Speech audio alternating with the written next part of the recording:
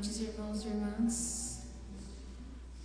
Nós vamos iniciar a noite de hoje com algumas leituras para fazermos uma harmonização.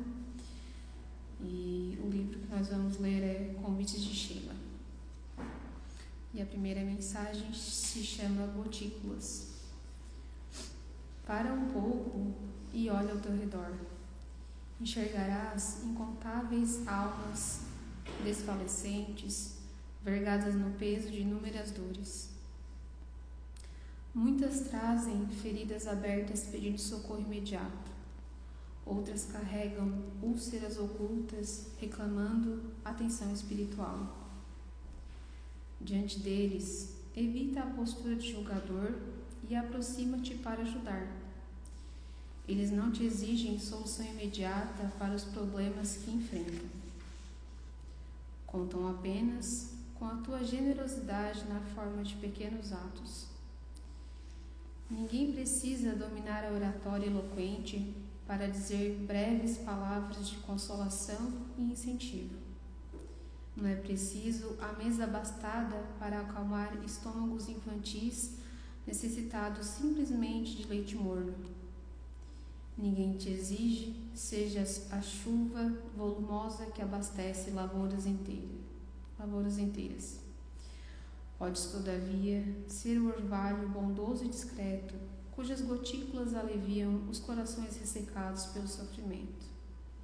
Faze assim, e as gotículas de fraternidade que verteres nas horas anônimas se transformarão em refrigério para a tua própria alma, felicitando-te com a paz imperecível. Mediunidade. Mediunidade com Jesus é serviço em favor da consolação e do esclarecimento. Não é a variedade dos recursos psíquicos que forja o bom médium, mas sim a sinceridade e o amor com que se devota ao trabalho. Todas as expressões mediúnicas são importantes quando canalizadas para o amparo dos sofredores e o esclarecimento dos ignorantes.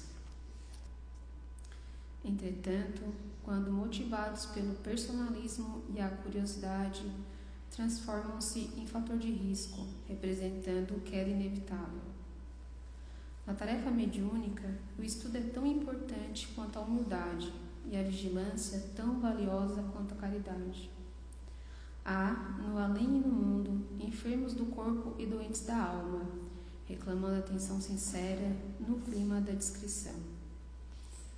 Muitas vezes, a prece que nasce do coração sincero e fervoroso alcançará resultados mais expressivos no campo do bem do que os fenômenos que simplesmente impressionam os olhos, mas não aliviam nem transformam ninguém. Reergue-te. A dor te surpreendeu em plena marcha, ameaçando tuas expectativas de felicidade no mundo. Natural te sintas fragilizado. Entretanto, passado o impacto do inesperado, tenta recompor-te emocionalmente. Faz da fé em Deus o combustível para manter acesa a chama da esperança e segue adiante. Recorda que ninguém está sozinho. Amigos devotados te acompanham do além, inspirando-te bom ânimo. Nesse exato momento, milhões de células trabalham em teu proveito, realimentando tuas energias vitais. Teus pensamentos, assim como os teus sentimentos, refletem diretamente teu estado geral. Assim, reergue-te e retoma a caminhada. Descobrirás que és mais forte, tanto mais difícil a caminhada. Hoje é possível enfrentes a noite da provação inesperada. Não te esqueças, porém, de que nada conseguirá impedir o surgimento de um novo amanhecer. Que tenhamos todos uma boa palestra.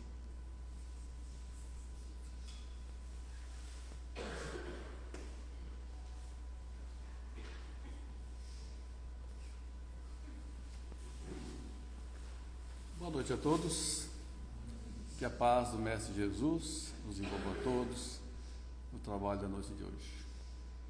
Então, com os corações pacíficos e alegres com o encontro da noite, Nós agradecemos nosso Pai maior pela oportunidade de estarmos aqui reunidos, buscando conhecimentos, buscando luz e paz, que possa clarear nossos caminhos, que possa nos orientar diante das lições do mundo, a nossa caminhada, os irmãos que nos ombreiam a mesma jornada, que possamos conviver em paz, com harmonia e com alegria.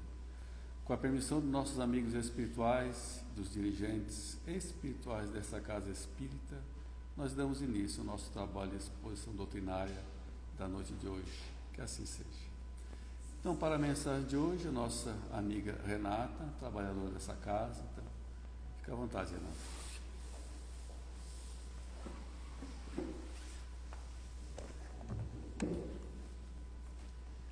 Boa noite a todos.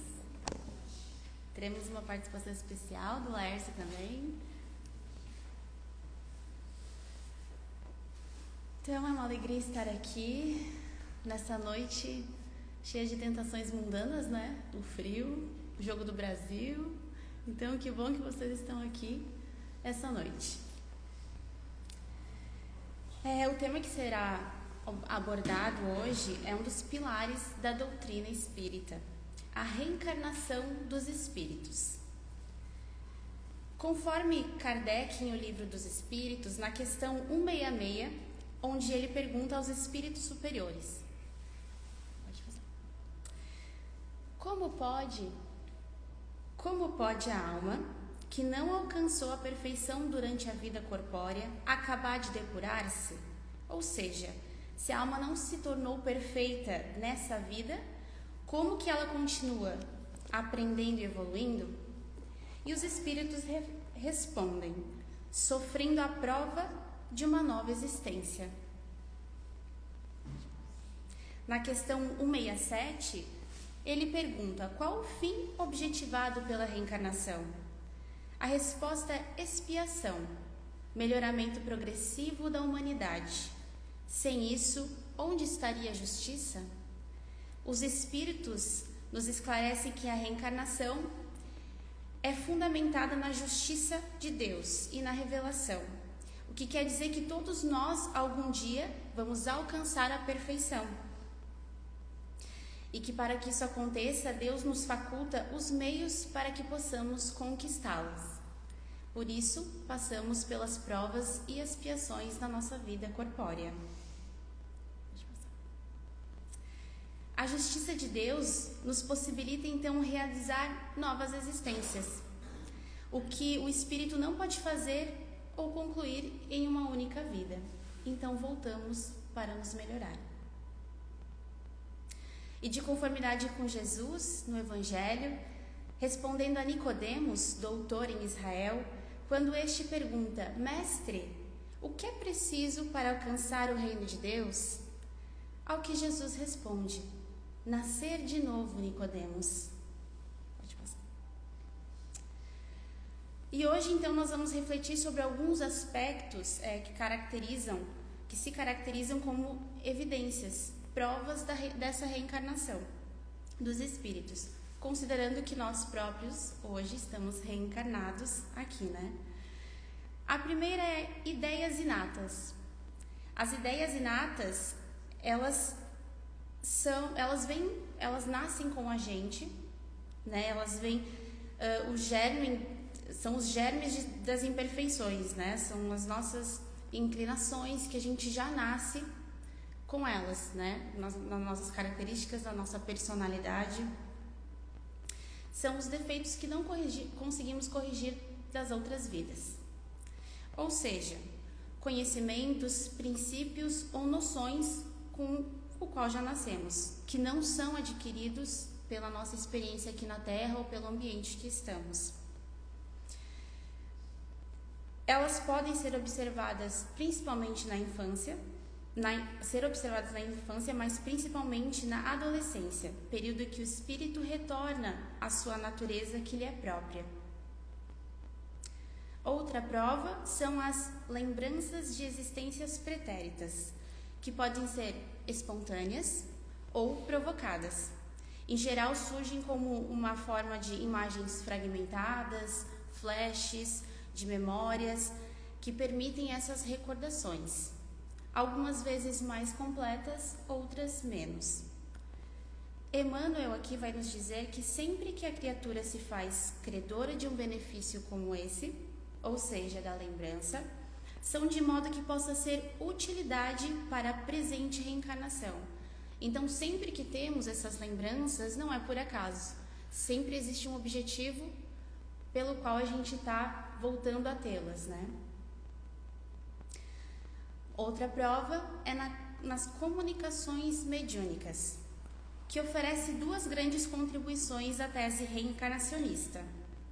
A identidade do espírito, que se comunica revelando experiências das vidas passadas, quem foi, o que fez, e a revelação de vidas passadas dos espíritos que estão aí encarnados. Foi revelado para Hipólite Leon Denis Arte Rival que ele foi, em reencarnação passada, um sacerdote druida, cujo seu nome era Allan Kardec. As que os espíritos superiores sugeriram então que ele tomasse esse nome, né, como pseudônimo para as obras que estava codificando, e por isso hoje conhecemos ele como Allan Kardec. Outra prova são os fenômenos de experiência de quase morte, onde pessoas, enquanto passam por uma parada cardíaca mais prolongada, têm o seu espírito saído do corpo, né? Ele se desprende do corpo, e com isso ele passa por alguns momentos, né, no plano espiritual, e ele traz essas recordações. Seja que vá passando por um túnel, reencontrando entes queridos que já desencarnaram, ou espíritos de luz que recebem carinhosamente. Existem nesse sentido muitos relatos e muitos estudos sobre isso também. Assim, o princípio da reencarnação é uma consequência necessária à lei do progresso. E se a reencarnação nos ajuda a compreender as diferenças intelectuais e morais entre os homens, ela também lança luz sobre os talentos extraordinários que surgem ao longo da nossa história da humanidade. A doutrina espírita nos ensina que os espíritos mais elevados podem reencarnar com missões específicas, contribuindo para o progresso da humanidade na ciência, na filosofia, na educação e também na arte. Nesse contexto, muitos estudiosos espíritas veem em grandes gênios da humanidade exemplos de espíritos que colocaram seus talentos a serviço da evolução humana. Um deles, Ludwig van Beethoven, mesmo enfrentando a surdez durante boa parte da vida, compôs algumas das suas obras mais grandiosas, justamente quando já não podia ouvir os sons do mundo exterior. Sua música continua emocionando gerações e gerações, né? Então, é um clássico que perdura tempos, né? Nunca fica ultrapassado, então realmente ele estava além de seu tempo, né? Inclusive, estudos científicos, né, apontam que determinadas sinfonias que ele compôs produzem efeitos positivos sobre o organismo humano, favorecendo o relaxamento, o equilíbrio emocional, demonstrando assim como que a música pode afetar, né, nos influenciar profundamente. Outro exemplo é Wolfgang Amadeus Mozart, que desde a infância demonstrou um talento que parecia ultrapassar os limites de uma única existência. Aos 5 anos, já compunha pequenas obras, e antes da adolescência escrevia sonatas e sinfonias que impressionavam os maiores músicos do seu tempo. Baseando-se em Allan Kardec, compreendemos que o progresso humano acontece em duas frentes: intelectual e moral. E a arte é uma das mais belas pontes entre essas duas dimensões, porque ao mesmo tempo que ela educa a inteligência, ela sensibiliza o coração e aproxima o espírito das belezas divinas. Nessa mesma direção, Viana de Carvalho afirma sobre a arte que Graças à sua contribuição, o bruto se acalma, o primitivo se comove, o agressivo se apazigua, o enfermo se renova, o infeliz se redescobre e todos os indivíduos ascendem na direção dos grandes cimos. Essa reflexão pode ser estendida a tantos outros grandes nomes da nossa história. Na arte também, né? Pensemos em Michelangelo, cuja a genialidade na pintura, na escultura e na arquitetura deu origem a obras que até hoje elevam o pensamento humano. Leonardo da Vinci, cuja inteligência extraordinária ultrapassa os limites da sua época também. Johann Sebastian Bach, cujas composições inspiraram recolhimento e espiritualidade. Também Vincent van Gogh, que expressou por meio da arte profundas emoções da alma humana, ou ainda na arquitetura, Antoni Gaudí, que transformou a natureza e a fé em formas arquitetônicas capazes de conduzir o olhar para o alto. Nesse sentido, a doutrina ela não afirma que esses artistas eles tenham sido espíritos missionários específicos, né? Mas seus exemplos nos permitem compreender como um espírito, após inúmeras reencarnações de esforço, estudo e aperfeiçoamento, pode retornar à Terra trazendo contribuições extraordinárias para o progresso da humanidade.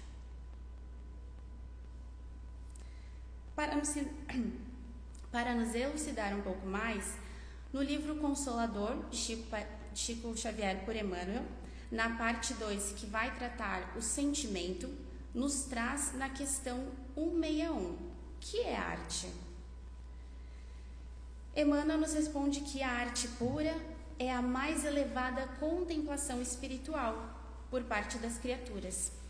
Ela significa que a mais profunda exteriorização do ideal, a divina manifestação desse mais além, que polariza as esperanças da alma. O artista verdadeiro é sempre o médium das belezas eternas, e o seu trabalho em todos os tempos foi tanger as cordas mais vibráteis do sentimento humano, alçando da terra para o infinito e abrindo em todos os caminhos a ânsia dos corações para Deus, nas suas manifestações supremas de beleza, de sabedoria, de paz e de amor. Podemos, assim, compreender que a arte ela educa a nossa sensibilidade, né? E uma sensibilidade educada aprende a amar mais, aprende a compreender mais, aprende a perdoar mais, a servir mais. Sobre os espíritos de grande impacto na humanidade, a questão... Pode passar. Aí. A questão... Essa? 168? 164 aqui. 164 traz o seguinte questionamento: como devemos compreender o gênio? A resposta é: o gênio constitui a súmula dos mais longos esforços em múltiplas existências, de abnegação e de trabalho, na conquista desses valores espirituais. Assim, os grandes artistas que encantam a humanidade não representam privilégios concedidos por Deus, mas sim espíritos que acumularam experiências, estudo e disciplina ao longo dos séculos. Nas palavras de Kardec, um espírito que cultivou certa arte na existência em que o conhecestes pode ter cultivado outra em outra existência, já que é preciso que saiba tudo para ser perfeito. A questão 68 pergunta: os espíritos desencarnados cuidam igualmente dos valores artísticos no plano invisível para os homens? A resposta é: temos que convir que todas as expressões da arte na Terra representam os traços da espiritualidade, muitas vezes estranho à vida terrena, né? Através dessa realidade, podereis reconhecer que a arte, em qualquer de suas formas puras, constitui objeto de atenção carinhosa dos invisíveis, com possibilidades outras que o artista do mundo está longe de imaginar. Ou seja, a gente ainda não consegue compreender de uma forma plena a arte porque somos ainda muito imperfeitos. E à medida que a nossa evolução for acontecendo, a gente também evolui com os sentimentos de apreciação e de contemplação para a arte também. Então, essa resposta de Emmanuel nos convida a olhar a arte sobre essa nova perspectiva. Ela não é apenas entretenimento ou expressão humana, é também um instrumento de elevação espiritual. Ela desperta sentimentos nobres, inspira esperança, consola os aflitos e convida o espírito a recordar sua origem divina. Quando a arte nos torna melhores, mais sensíveis e mais próximos de Deus, ela cumpre plenamente a sua missão espiritual. Essa talvez seja a maior marca dos verdadeiros gênios. Mais do que criar obras inesquecíveis, deixam as sementes da beleza e de amor que continuam iluminando a humanidade muito tempo depois de sua passagem pela Terra. Assim como o maior gênio e artista que já passou por este planeta, Jesus. A canção que vamos ouvir agora nos transporta aos ensinamentos do Cristo no Sermão da Montanha, que ecoam através dos tempos e se faz tão presente ainda hoje, da mesma forma que as obras que vemos dos artistas que comentei. Ela nos convida, assim, a música, a imaginar aqueles que estiveram ao pé do Mestre, ouvindo suas palavras de amor e de esperança. Assim como eles, nós também seguimos reencarnando, recebendo novas oportunidades de viver esses mesmos ensinamentos. Que possamos ouvir essa música, então, com o coração aberto, né, permitindo que essa mensagem que a gente vai ouvir fortaleça o nosso coração nessa caminhada.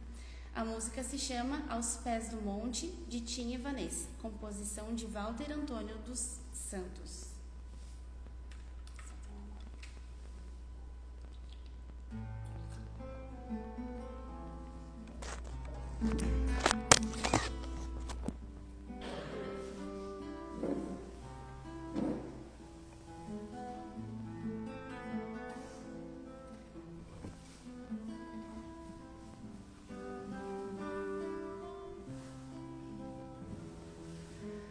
Sentimento me ronda, não sei dizer, tudo é novo pra mim.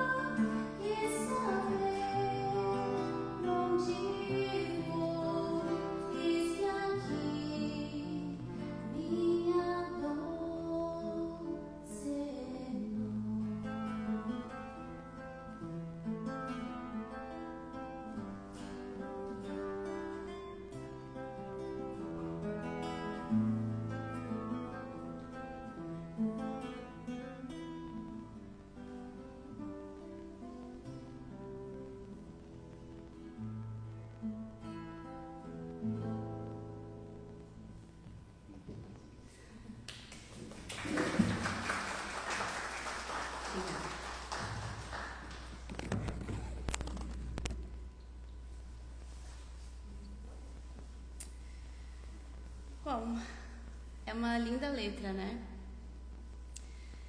A gente acaba de ouvir um verdadeiro convite a essa renovação.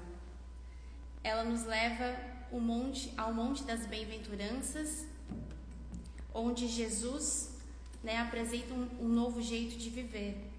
Não um caminho baseado no poder, no orgulho ou na força, mas na mansidão, na humildade, na justiça e na pureza de coração.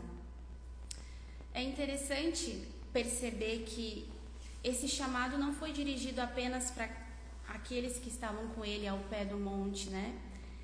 Ele continua sendo dirigido a nós. Ao refletirmos sobre as provas da reencarnação, percebemos que Deus não criou para um único instante da existência.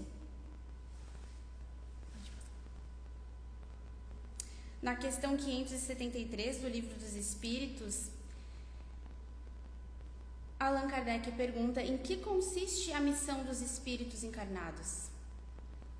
A resposta dos espíritos é instruir os homens, ajudar seu progresso, melhorar suas instituições por meios diretos e materiais. Mas as missões são mais ou menos gerais e importantes. Aquele que cultiva a terra cumpre uma missão, como aquele que governa ou aquele que instrui. Tudo se encandeia na natureza, ao mesmo tempo que o espírito se depura pela encarnação, ele concorre sob essa forma para o cumprimento dos caminhos da providência. Cada um tem assim a sua missão nesse mundo, posto que cada um pode ser útil para alguma coisa.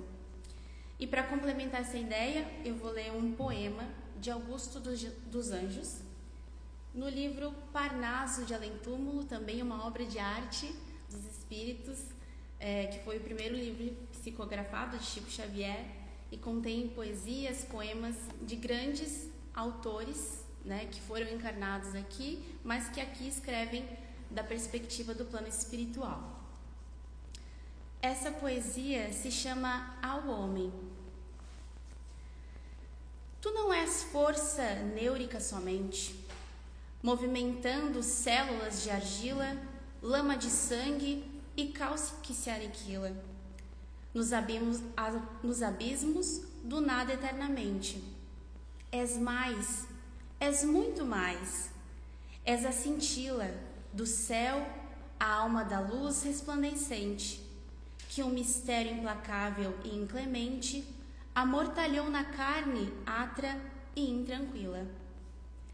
Apesar das verdades fisiológicas, reflexas das ações psicológicas nas células primevas da existência, és um ser imortal e responsável, que tens a liberdade incontestável e as lições da verdade na consciência. Então, somos assim viajores da eternidade. Trazemos conosco experiências, conquistas, dificuldades, talentos e aprendizados acumulados ao longo de inúmeras vidas. A cada nova reencarnação, somos convidados a subir esse mesmo monte com o coração. Somos convidados a deixar para trás o homem velho e construir uma nova versão de nós, pautadas no bem, no bom e no belo. Não retornamos assim para viver novamente. Retornamos para viver melhor. Retornamos para desenvolver as nossas virtudes, para reparar nossos equívocos, nossas vicissitudes, para colocar os nossos talentos a serviço do bem. Não devemos nos importar com quem fomos ou deixamos de ser nas vidas passadas. A pergunta é: quem somos nós diante desta oportunidade que Deus nos concedeu hoje? Qual é a missão que assumimos em frente a essa encarnação? Que talento nos foi confiado? De que maneira estamos utilizando esse talento para nos tornar melhor? E, consequentemente, deixar o mundo também melhor. É justamente sobre essas questões que a próxima canção nos convida a refletir. Ela nos lembra que colhemos aquilo que semeamos ao longo das existências, que a vida continua além da morte, que ninguém caminha sozinho e que todas as experiências possuem o seu propósito.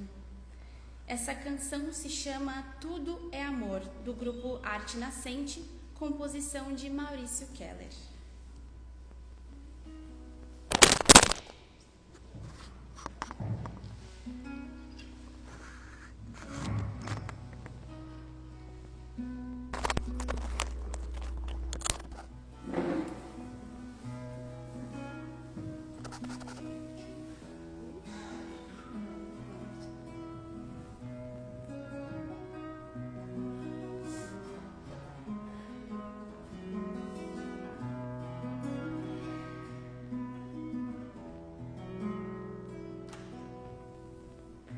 Você está aqui, já parou para pensar?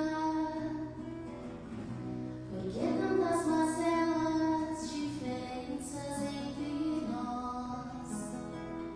Se Deus é tão perfeito e sequer jamais errou, como tudo se explica na justiça universal?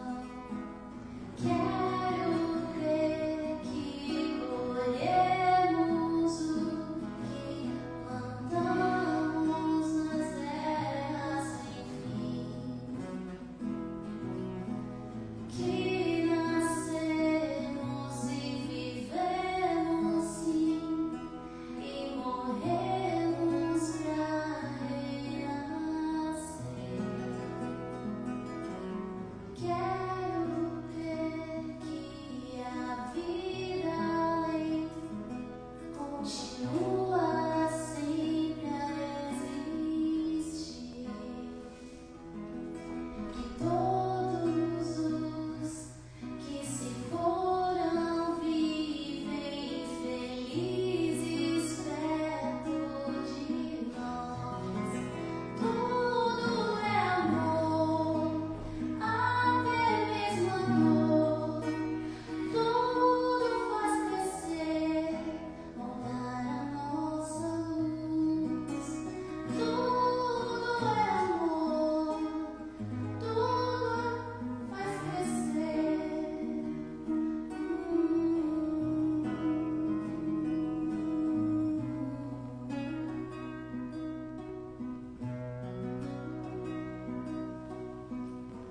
Você está aqui, já parou para pensar?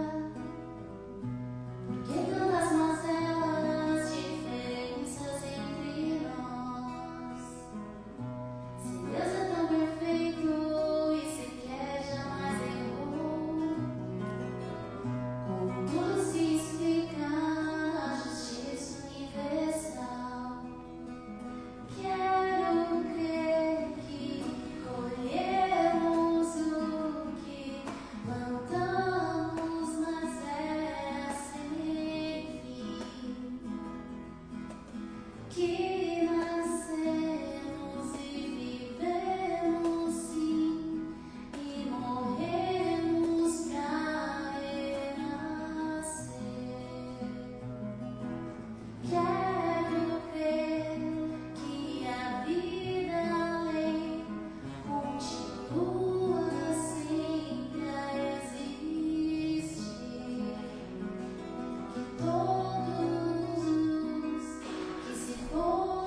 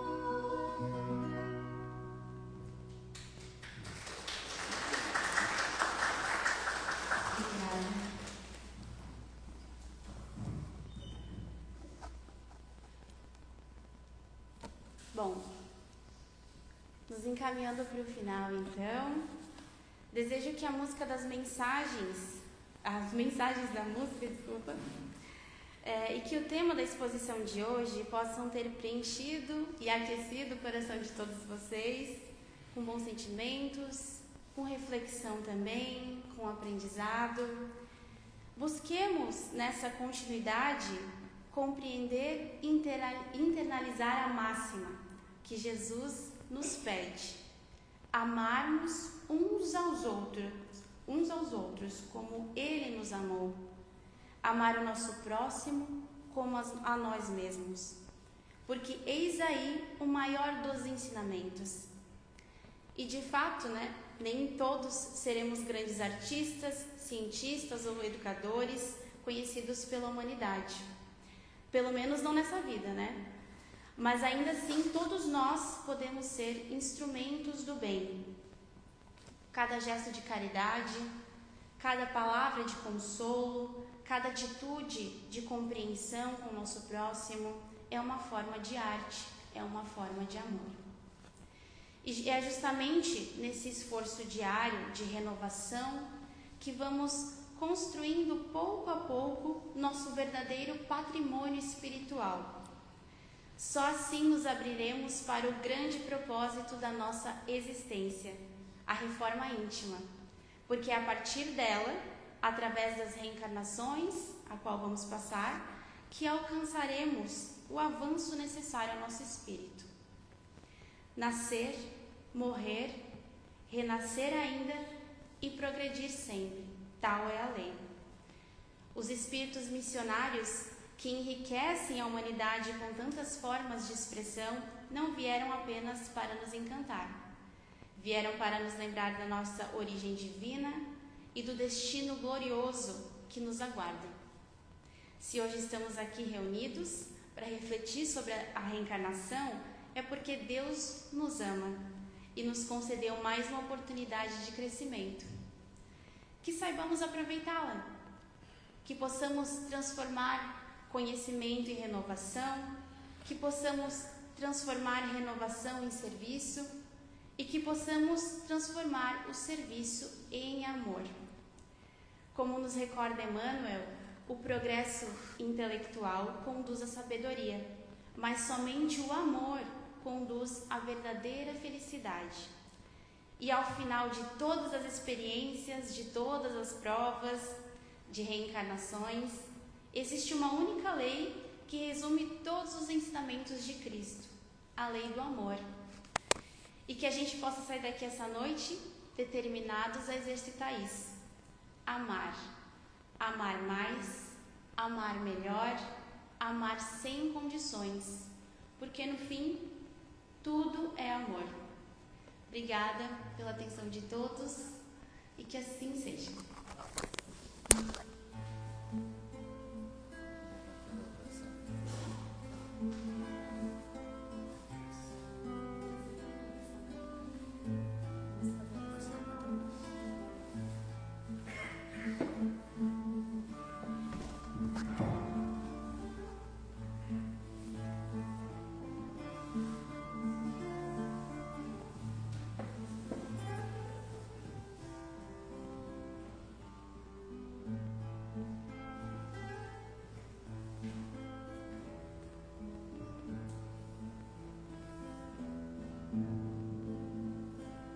Senhor.